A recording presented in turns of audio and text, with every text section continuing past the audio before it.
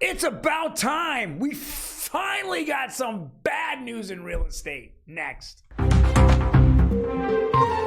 Yes, you hear my excitement about bad news. You're thinking, oh man, this guy has just lost it. Well, according to my producer, she thinks I lose it every day. No doubt about it. But I'm going to go over those articles and, of course, those pesky little interest rates that just won't go away. I'm so sick and tired of them. They're just bad. All today in Real Estate Daily. Welcome, everyone. My name is Troy, and every day we go over the latest news in real estate, housing, and the mortgage market. Now, we're going to do a 2-for-1 day today. We're going to have 2 videos coming out. Do not miss my second video. My second video is going to go over the lowest rates in Southern California. Yes, shh, don't tell anybody.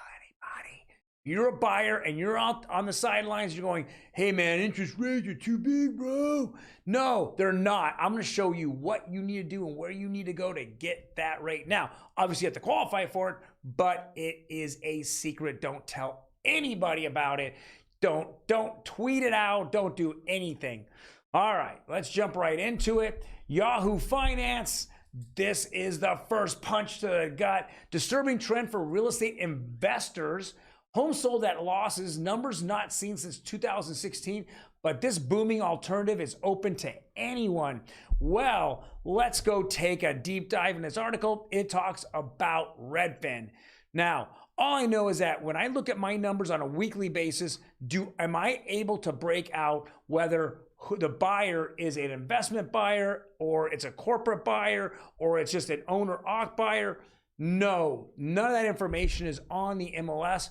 So I absolutely doubt any information that is coming out of Redfin here. Now, I will say one thing Redfin is definitely going to get this right is that investors such as big Wall Street conglomerates such as Redfin, Zillow, Opendoor, all have taken enormous losses as investors trying to flip homes. Why? Because they don't have their beep together.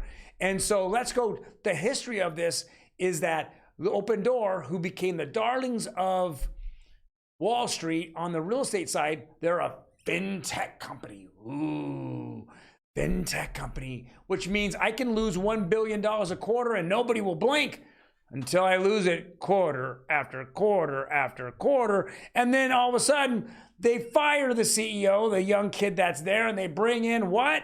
More people that lose money quarter after quarter after quarter. Yes, you got it. You go to Zillow, there's Zillow's estimates. You go to Redfin, they give you an estimate on your home.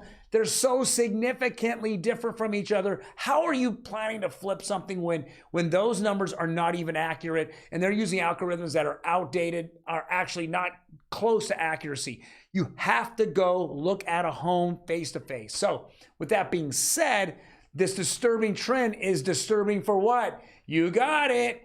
Wall Street real estate companies, they're the ones that are getting hammered and they're going out of business, at least out of the flipping business. Ask Redfin about that.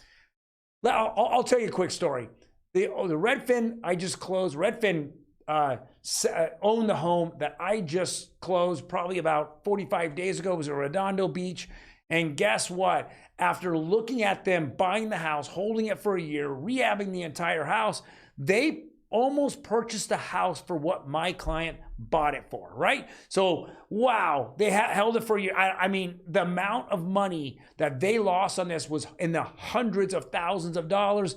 Yes, Redfin, you don't know what the hell you're doing. Let's move on. So before we jump into this, do me a favor, hit that subscribe button. Boom, I'm gonna give you the best 5 minutes in real estate. I'm going to jump into this as well. Discounted real estate debt. The biggest opportunity over the next 2 or 3 years. David Rubenstein. David, can you smile for us? No, because they're getting hammered. Well, that's Andrew. That's Andrew who's, we don't want to deal with Andrew. But this is what's happening with commercial debt. It's sitting out there. Zombie cities like San Francisco and Los Angeles. There is just businesses running from those metropolitan places. I know we're probably going to start seeing it in Seattle and Portland as well. If you run your city into the ground because for social agendas, then you expect it to go into a zombie city state. And congratulations, San Francisco, you're dubbed the first zombie city in the United States, and there'll be absolutely more to come. Let's jump into it. Housing Wire, the savagely unhealthy housing market is back. What do you mean? Is that a bad thing? Is that a good thing? I don't know. No, what it means is it's a seller's market. That's not good. There's no homes on market. So the days on market are back to teenager level. I love that. What that means is that it used to be 30 to 40 days. Now it's back into a week to 2 weeks and the house is sold, gone, teenagers, right? So it's a seller's market. Sellers not giving concessions anymore. Anyone that says, oh, go ask for closing costs, you ain't buying a house, bro. I'm just telling you now. Very few are absolutely at that point. This is back to that unhealthy seller's market that we're in. And if the Fed doesn't raise rates at the end of July at their next FOMC meeting, holy shnikes, we're going to see rates fall and we're going to see buyers grove in the market. Now, I know I collaborate a lot with What's a Mortgage and Min Wen over there. He's talking if rates go in the fives, we're talking multi-million buyers will come flooding back in the market. And we don't even have 1 million homes for sale right now. It's the nightmare on Main Street. That's going to happen. All right. I love economists. I mean, you know, I deal with real estate on a daily basis. I have my own license. I sell homes. I'm out there. I'm talking to buyers. I'm talking to sellers. I'm showing homes. I'm seeing how many offers on homes. I'm seeing that when I write an offer, there's 4 or 5 offers or 6 or 7. I mean, just lately, one of my business partners wrote an offer on a property, had 30 offers on it. It's insane. And then you roll up to an economist that basically sits in a birdhouse, you know, doesn't have a license and just kind of throws numbers out there and reads numbers, and he picks and chooses the numbers he wants to then tell the public. Recession will cut Orange County home prices by 11%, Chapman forecasts. Now, if this guy if he had any real numbers, meaning numbers directly from the MLS, he would know right now that since the beginning of the year till now, we're up 6 to 7% in Orange County in the median home price. Think about it. So the median home price last week was $1,060,000. Okay, the last 3 weeks it's been over $1 million, but before then it dipped under $1 million now for several months. It is back up. Why? There's no inventory. There's nothing out there. So when somebody needs to buy, they're buying at all costs. They want to get out of that rental rat race, and that's what's happening. But I don't even get what this guy's saying. The Federal Reserve interest rate hikes are a key reason. They just stopped hiking. We just saw interest rates have been in the 7s, in the low 7s and mid 7s. Is he expecting rates to go up even further? There's buyers out there now, guys. And again, this brings me back to, please come back, see my second show today. I'm going to go over the lowest interest rates in Southern California, and I'm going to talk about how to get a hold of that particular, I'll divulge this much, that particular credit union, and you can see if you can qualify for it. Because if I can shave 2 points or 3 points off of what you're being quoted, that is fantastic. All right. Let's get to the next one. This is kind of a trippy little article here. This is little tiny homes. So you go out and buy a tiny home. Cost, maybe 100,000, maybe 60. It just depends on the size, depends on what's going on.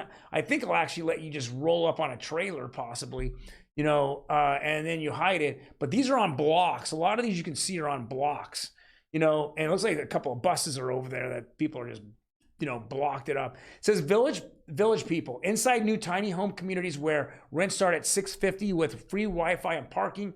It's kind of funny. Your rental doesn't have free parking, but you have to stay for a set time. So what's happening is that this guy in Oregon rolls up. He buys a big piece of land. He kind of develops it just a little bit, and then he breaks it off into little sections of 2,000-3,000 square feet, and then he rents out those square footage. If you notice, he has like trees on every side of the border of the borderline, and in the middle he has a tree line going through the middle of it, right? So he kind of that is the border. So it looks like they're paying $650, $750 to bring on there, and now that makes kind of sense. I mean, as long as you can afford to buy a tiny home, then you can live here. If it has sewer, if you have electricity, if you have a well or you have water. I mean, you're paying probably the city, or maybe you're paying into a community, because I don't think each one of these have their own meters. You're paying into a community. Well, then it makes sense. And then this is like right down the street from the beach, right? So you have some kind of luxury there as well. An amenity, a free beach is amenity. All right, let's jump into rates. Yes, it was ugly yesterday. It ended the week in exactly the fashion I didn't want it to end. I predicted that rates would go down this week. Thank you, Thursday. You really screwed me on that one. Conforming went up 6 basis points. FHA went up 5 basis points. I was hoping that if they both went down, they would have hit my number. Guys, what's going on? Everyone's still like going, wow, I can charge high interest rates, and they're still selling homes. My God.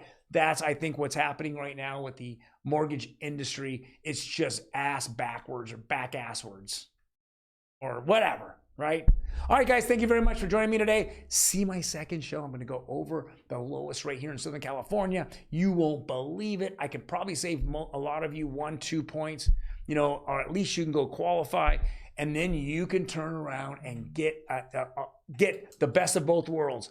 You can get a home that the values are just slightly going up while you're getting a lower rate. Makes complete sense. And you'll qualify for more on top of it.